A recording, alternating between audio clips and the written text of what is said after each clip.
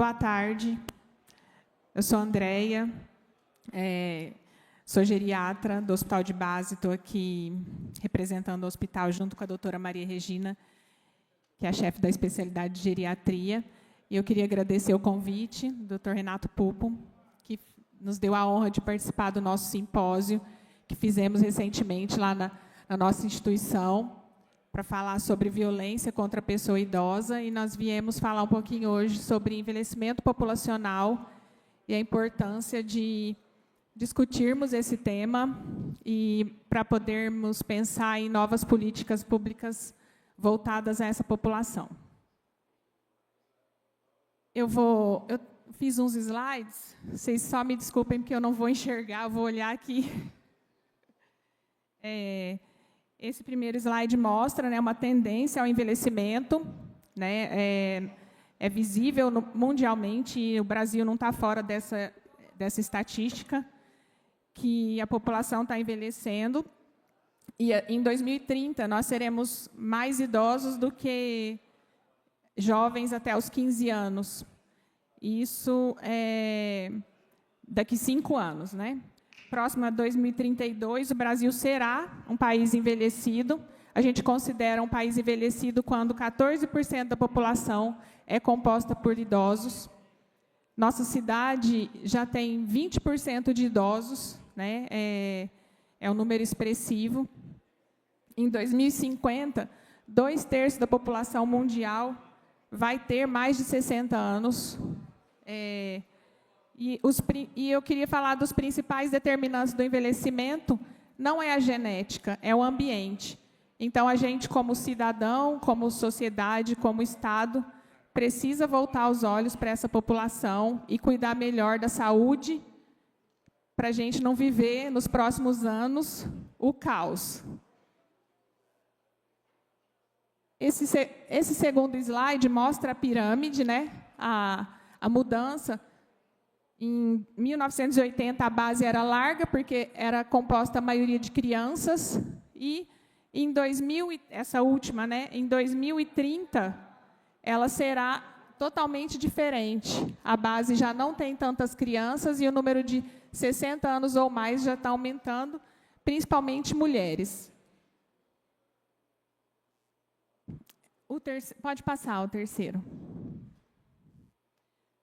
E importante dizer que os determinantes do envelhecimento não é só a genética, é também as condições sociais do indivíduo.